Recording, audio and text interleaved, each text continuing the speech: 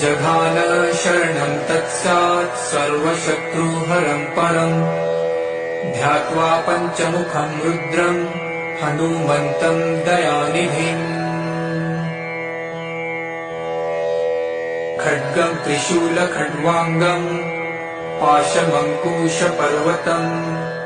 मुष्टिकौमदिकी वृक्षं धारयन्तं कमण्डलम् भिन्देपालं ध्यानवृदां दशभिर्मूनिपुङ्गवम् एतान्यायुधजालानि धारयन्त भजाम्यहम् प्रेतासनोपविष्टं तं सर्वाभरणभूषितं दिव्यमाल्याम्ब